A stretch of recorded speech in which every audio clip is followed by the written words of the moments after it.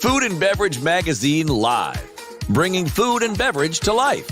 With your hosts, James Beard Award winner Jennifer English and Food and Beverage Magazine publisher Michael Politz. Featuring leaders in the hospitality, branded food and beverage, and CPG industries, many of whom are Jennifer and Michael's friends in the business. For an informal and informative conversation where friends in the business share the latest intel, ideas, and best practices. Live, juicy inside scoop from the tastemakers, newsmakers, bread bakers, drink shakers, spoon lickers, clam diggers, farms, foodies, and friends of the food and beverage magazine world. Here are your hosts, Jennifer English and Michael Politz.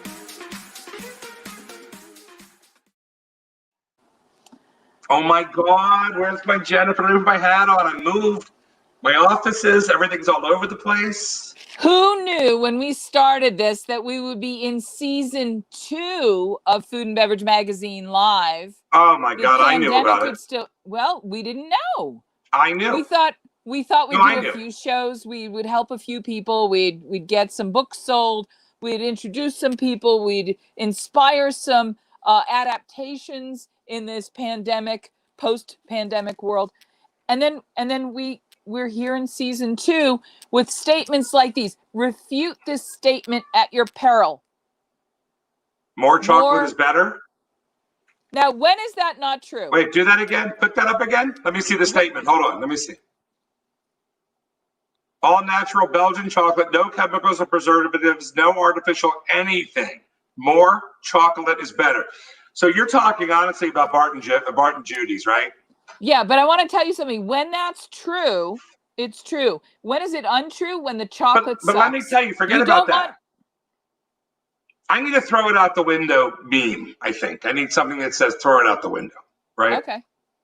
I have a very good friend who happens to be a very wealthy man. That sounds like I'm his little boyfriend, doesn't it? I have a very good friend who's a wealthy man. Anyway, he owns bottling plants. He owns vending companies, right?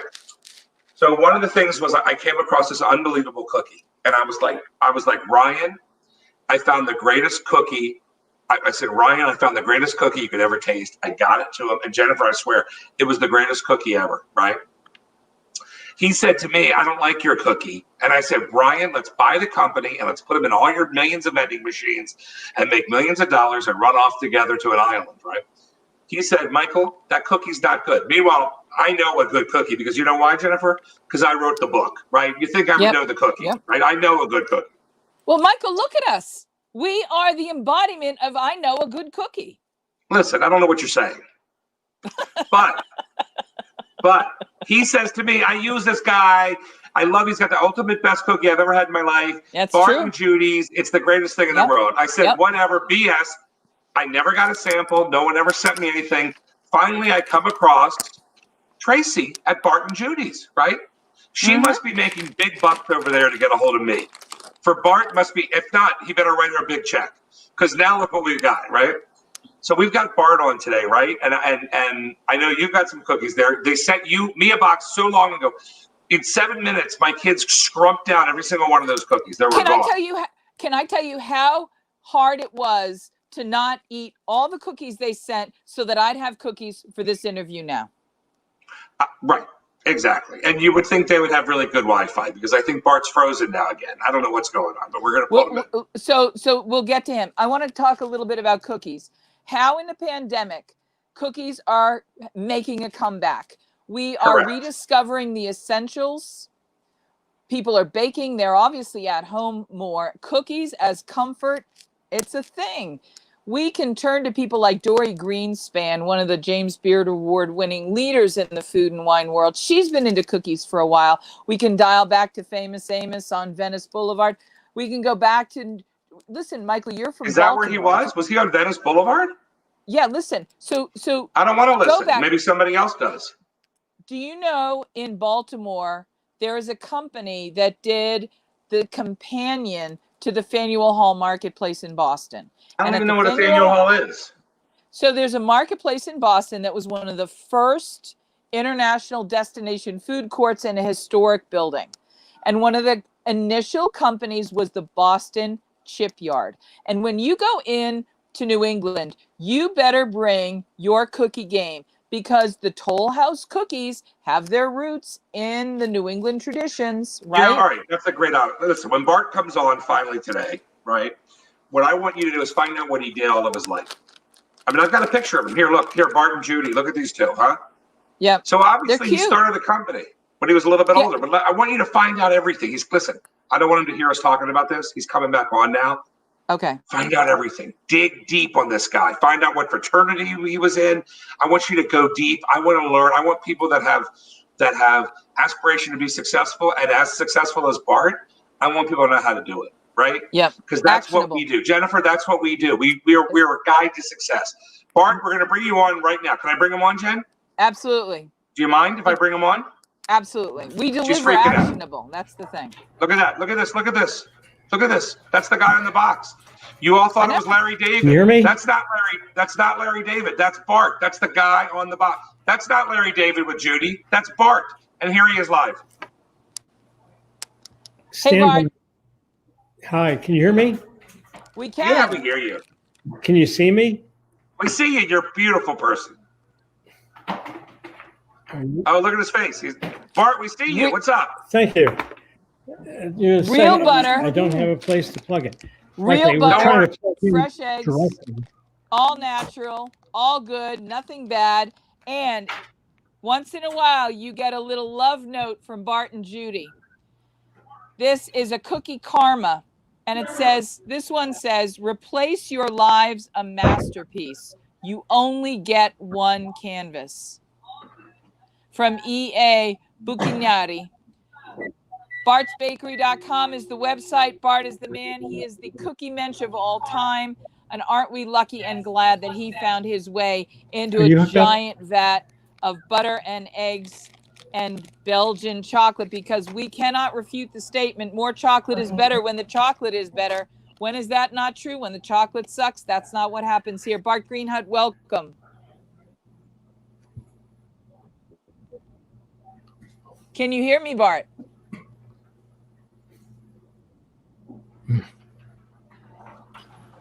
I think we're having some technical difficulties.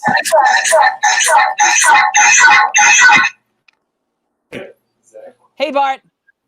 I think we got it solved. This is so fun, Jennifer. It's the greatest cookie in the world. Jennifer. Yes. Greatest cookie in the world. And we're having when I problems got with in Bart. this, the initial inspiration was Famous Amos, in Los Angeles when Judy and I moved here. Then we ended up somehow in France, and we were eating something with butter, and it tasted like ice cream to us. It was different than anything we had ever tasted. We decided that we wanted to, since the Famous Amos company has sold out and turned it into a mass market product with lower quality. And the product changed. The product changed drastically.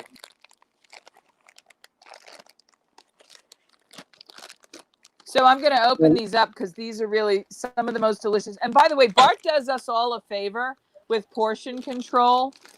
These little bags are only 150 calories. I would rather have one small bag of perfect, irresistible cookies than giant take them or leave them cookies.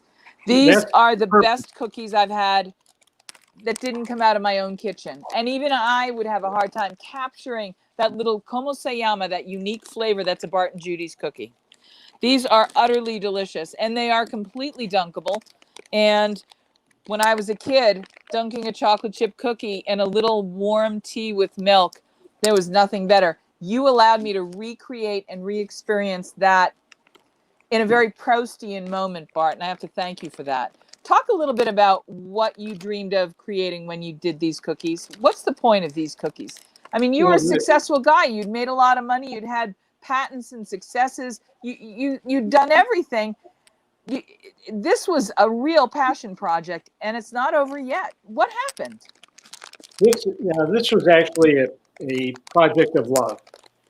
I had always made mechanical products, engineered products, and I decided for the rest of my life, at that point my sons were in business with me, I decided that I was going to dedicate my life to propagating happiness. Ooh, I love that.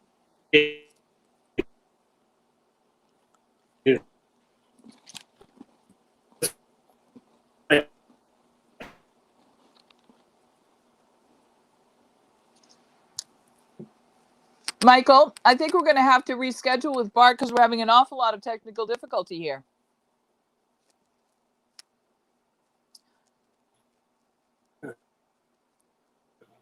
Here we go. Here we go. You're back. Coming back. Okay, you got me now? Yeah, you know what, guys? I think we might have to reschedule because we're having so many technical difficulties. I can't really hear you. Can you hear me? Yeah, this is California. We're not supposed to have technical difficulties. I know, and you're a big time cookie mogul. You know what? Let's figure out how we're going to reschedule this so that we can give everybody the opportunity to learn all about this without these interruptions, because I don't want anybody to unclick us because they're getting these hiccups and this technical problem. So let's keep working on this, and we'll reschedule this, okay? But I will tell everybody in the meantime. Sounds good to me. In the meantime, we're going to go and send you to bartsbakery.com. And thank you very much for making these delicious cookies. We're going to work out all these technical problems, and we will have you back as soon as possible, because if you don't, you'll have to send me more cookies, because this last bag is He's gone. last. He's gone. I know. He got the spills. Just like that. Yeah, I mean, technical. This is the beauty of 20. There he is. He looks better than ever right now. He's well, fine. There we go. What happened, Jennifer? Did it get fuzzy? He freezes. But he's not freezing right now. He looks great right now. Let's keep this interview going. Jennifer, let's power through this. If he freezes again, I mean, he looks good. If I look this good, if I can look this good when I'm 27 years old, I'm going to be happy. All right, so tell us about the cookies. Okay. Judy and I've always, no matter what product I'm producing, I always decided that I was always insecure. Being a Jewish guy from Cleveland, you always worry about going out of business because you'd be ridiculed by the entire community. So I decided. Hey, Bart, is that Bart? Excuse me for a second. Is that Shaker Heights? Is that where you're from? Well, actually, Judy's from Shaker, and I was from a place called Pepper Pike. See, don't get the spilkies. We're going to be okay, Bart. We're going to be okay. Jennifer, back. Wait, all right. Hopefully you can hear me, see me. I'm going to keep talking. Judy and I decided, well, the first person I spoke with, when I told that we were going to go into the chocolate chip cookies, my son said they're going to quit if we do it because it's too risky. Next person I talked to was a co-packer who packs most of the cookies in vending machines now, or a lot of them. He told me I was crazy because every woman wants to make chocolate chip cookies for a living. So we had everything stacked against us. So our only protection was to be the best. And there's a pyramid in life, and there's only room at the top for one person or one company. So we wanted to be unassailable. And so we chose French butter, Belgian chocolate, the highest quality Berry Calibo chocolate, the highest rated chocolate, I think, in the world. And we started baking at home. We baked cookies just to see if we could come up with something that people liked. We did farmers markets around Los Angeles. And I modeled the original cookies after the original Famous Amos cookie. People started recognizing it as such. However, I provided it in a brown box. I don't think I have one here, but a regular brown box. Mm-hmm. And I called it the cookie that launched the brand, alluding to the Famous Amos brand. At the one time at the farmer's market, which was on a weekend, Sunday morning, early, someone came by that was from Whole Foods. Another person came by from a company called Vicente Foods. And the fellow who came by from Vicente Foods told me that he likes to pioneer products in Los Angeles. And he is the pioneer. He was about 85 years old at that point. And he turned out to be the pioneer for the original Famous Amos cookie. Oh, interesting. The Paul Newman products, for Ben and Jerry's ice cream. And eventually took me to his office because I made some deliveries to his store, took me to his office, and he showed me the products, the original packaging with all the entrepreneurs or the bakers' handwritten autograph. And he said when he decides to retire, he's going to sell all this on eBay and see what he can do and how much he can make. So he didn't think our cookies could sell because they were just in a brown box. I told him, well, let's try it, put them on the shelf, because people at the farmers markets really would come back for more. And so he did that, and the cookies started selling. I had to go from a two-seater car up to an SUV to make deliveries. And that was the beginning of the story. Then Judy and I, because we originally we had talked to co-packers about making cookies, no one could duplicate what we were doing, even when we provided them the ingredients and the recipe, which I was very paranoid about doing. They gave us a cookie that didn't match the quality that we wanted. So one morning, Judy and I were talking. We were in bed, looking over the Pacific Ocean. We had built a house in the Palisades. Said, well, the only way we can really make this work is if we control it ourselves. So, but we needed a lot of money. Judy said, let's sell the house. We sold the house 4 days later. We had the money to buy 140-foot ton oven, plus a lot of baking equipment. We set up our own bakery in Los Angeles, hired our own employees. And from that day forward, we've been baking these little cookies. Our first major customer was QVC, and I sold 2.5 million cookies in 7.5 minutes on my first appearance on QVC. We're not on QVC any longer, but we started building because it was a project of love and propagating happiness. That was the only purpose. Judy finally convinced me, well, we have to have a higher purpose because we have to stay in business. So the purpose is making money. However, it turns out making money is a byproduct of doing everything else correctly. Right. So it's that's what we ascribe to. That's what we've done since day one. We are now entering vending. We're in approximately 500 stores in Los Angeles with our chocolate chip cookie boxed cookies. We're in a lot of the high-end stores like Bristol Farms, Gelson's, Mother's Markets, Whole Foods, Sprouts. And we have our original SKU, which is double Belgian chocolate, and made with butter, Madagascar, vanilla, all the right ingredients. And the vanilla comes through loud and clear as a tasting note. If you were imagining this is the perfect chocolate chip cookie flavor chord, it's not a chord of one flavor or two flavors. It's a chord of 5 flavors. The chocolate, the vanilla, all of the elements, they just are harmonious, and there they are, and they're true and irresistible. This is truly the most irresistible cookie I've had in a very long time. Thank you very much. I really take that seriously as a compliment. The funny part is that I've been perfecting this cookie from day one. And I just, I can't say this is the original recipe, because if something feels off or isn't quite right, I will always adjust up. We never increase our prices. But Bart, isn't the whole point that in anything that you craft, you have to make the adjustments? If the wheat just happens to be in the flour a little bit nuttier than usual, then you adjust for it. If the sugar has a little bit of a richness, you adjust for it. If the eggs have a little bit of a fatness to that, you adjust for it. If the vanilla, the chocolate, everything is going to have its own discrete identity in the moment and the season that you use it. And being able to do that, adapting, you still end up with a cookie that rings true.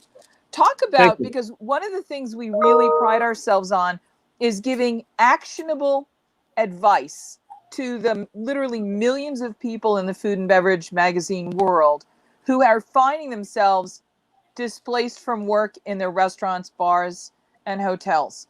There are literally millions in our industry because of COVID who've been displaced, and they need to adapt. They might not have ever thought about the vending world as a place where better could be. Maybe somebody's going to listen to us today and create the next advancement in vending because they come up with something beautiful. Talk a little bit about something for these kids. who are going to and are already displaced? Well, the most important thing is think small, because the progression of life, the progression of an entrepreneurial product always starts in the very core of a product, no matter what the product is, Right. the core of the inspiration. And the Right. smaller you start, the less stress you're going to have. I'm always under stress. I think I've been under stress since I was in my teens. But it's good because it automatically forces inspiration. Right. And inspiration can force action, and action can force results. And then it's a matter of tuning the results, tuning the action, and finding your sweet spot. Amazing. I mean, it's amazing to me. I'm an engineer by background. My first product was chosen one of the 100 most significant products developed in the world the year I developed it. I figured out how to overcome the force of gravity on Earth with an engineered product. And then I've morphed over to baking chocolate chip cookies. Now our whole purpose is to help people help themselves. You know, we deal with entrepreneurs. What I like about the vending industry is you're dealing with thousands of entrepreneurs. Each one, they're not used to high quality product. They're not used to natural product. They're used to junk food. They're used to product that high quality for them is high fructose corn syrup and palm oil. This is something totally new. I think the market is wide open. We're going to pioneer in the vending business because our product costs a little bit more, but it's within range of anybody with a dollar bill in their pocket.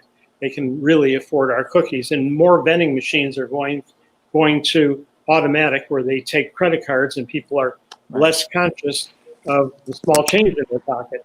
So our niche right now, aside from grocery, which is not really an expanding niche for us because I don't enjoy selling to institutionalized large companies, the vending is still an all-American company, a real spirit, real people behind it, and I really enjoy it. Now, by the way, I'm going to announce something I've never announced before.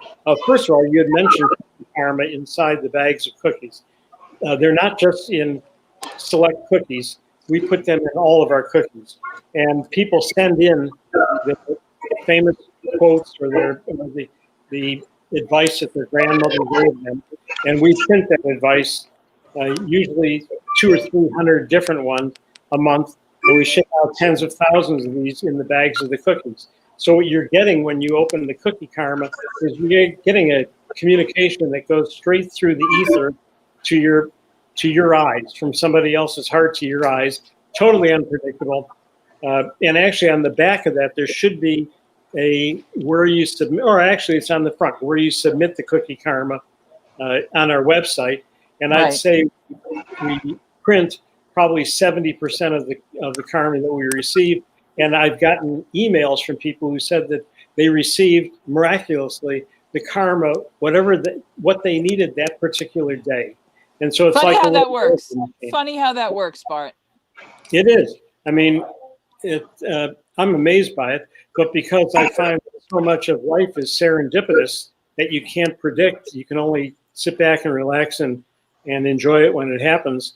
That if we can participate in that by spreading something good, something positive, and that is meaningful to even one person, that really can change the world. And that's what we have about 1 minute left. I wanted to give you the last word. The last word is quality. No matter what you do, if you want to survive in life, if you want to have a business, in our case, we're providing a good comfort food. We're providing smiles to people, and especially during a time like this when there's a lot of anxiety and issues regarding the politics. We just want to provide something that's non-denominational, not political, something that brings goodwill and good spirit and the highest quality, something that I enjoyed when I was growing up,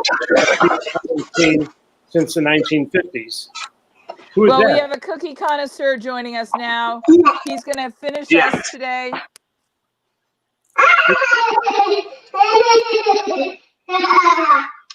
This is our number one baker.